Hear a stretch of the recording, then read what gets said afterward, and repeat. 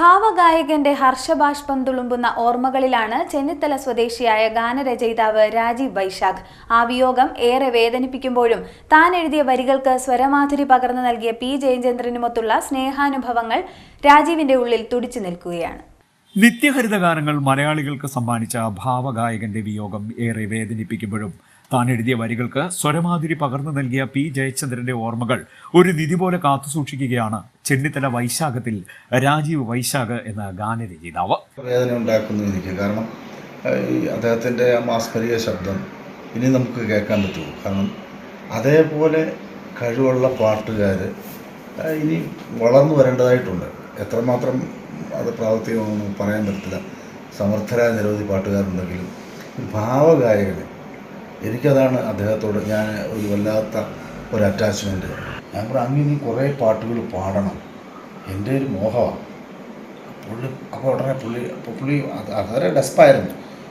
ഭഗവാനെ കൃഷ്ണ എന്താ കേൾക്കുന്നത്, എങ്കിലും എനിക്ക് കൃഷ്ണൻ്റെ ഒരു പാട്ട് ഈ രാഗത്തിൽ എഴുതി തരാമോ എന്ന് ചോദിച്ചു.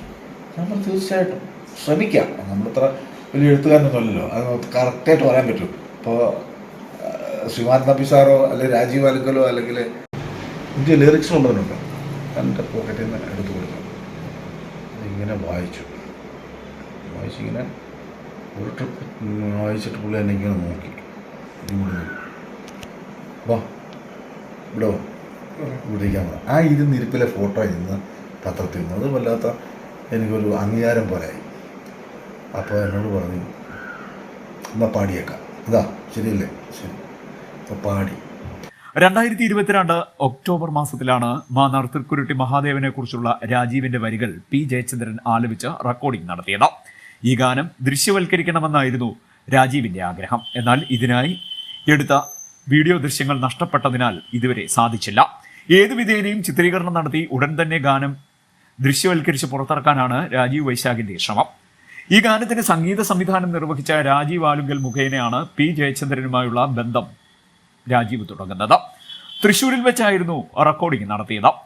ഗതാഗത കുരുക്ക് മൂലം പറഞ്ഞ സമയത്ത് റെക്കോർഡിംഗ് സ്റ്റുഡിയോയിലെത്താൻ രാജീവ് വൈശാഖിന് കഴിയാതെ വന്നു.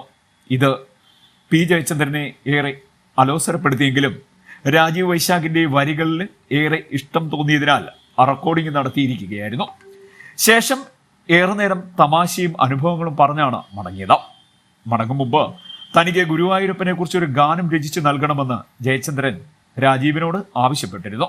ഇതിന് ഉറപ്പ് നൽകി മടങ്ങിയതിനു ശേഷം പലതവണ ഫോണിൽ ബന്ധപ്പെട്ട് അദ്ദേഹവുമായുള്ള ആത്മബന്ധം നിലനിർത്തിയെന്നും രാജീവ് പറയുന്നു. ഈ സമയം ഗുരുവായൂരപ്പനെ കുറിച്ചുള്ള ആ ഗാനത്തെക്കുറിച്ച് അദ്ദേഹം തിരക്കി. തന്റെ സാമ്പത്തിക ബുദ്ധിമുട്ട് രാജീവ് വൈശാഖ് പറഞ്ഞു. ഇതിന് മറുപടിയായി ജയചന്ദ്രൻ പറഞ്ഞത് തനിക്ക് പണമല്ല പാട്ടാണ് വേണ്ടത് എന്നാണ്. ഈ വാക്കുകൾ മനസ്സിൽ നിന്നും മായാതെ നിൽക്കുന്നതായും രാജീവ് പറയുന്നു. പിന്നീട് ഏതാനും മാസങ്ങൾക്ക് മുമ്പാണ് രാജീവ് വൈശാഖ് പി ജയചന്ദ്രന് ആ ഗാനം എഴുതി സമർപ്പിച്ചത്. വിവിധ സാമൂഹിക സാംസ്കാരിക സംഘടനകൾക്ക് നേതൃത്വം നൽകുന്ന രാജീവ് വൈശാഖ് കോവിഡ് കാലത്താണ് കഥകളും കവിതകളും ഗാനങ്ങളും രചിച്ചു തുടങ്ങിയത്. ഇതുവരെ 173ഓളം ഗാനങ്ങൾക്ക് ഇദ്ദേഹം രചന നിർവഹിച്ചിട്ടുണ്ട്. ഇതിൽ 45 ഗാനങ്ങൾ റെക്കോർഡ് ചെയ്തിട്ടുമുണ്ട്. ഒരാഴ്ച മുമ്പ് ഫോണിൽ ബന്ധപ്പെടാൻ ശ്രമിച്ചെങ്കിലും കഴിഞ്ഞിരുന്നില്ല. അടുത്ത ദിവസം തന്നെ നേരിട്ട് കാണണമെന്ന ആഗ്രഹത്തിൽ ഇരിക്കുമ്പോഴാണ് ജയചന്ദ്രന്റെ വിയോഗ വാർത്ത എത്തിയതെന്നും രാജീവ് വൈശാഖ് പറയുന്നു. CDNet news Mannar.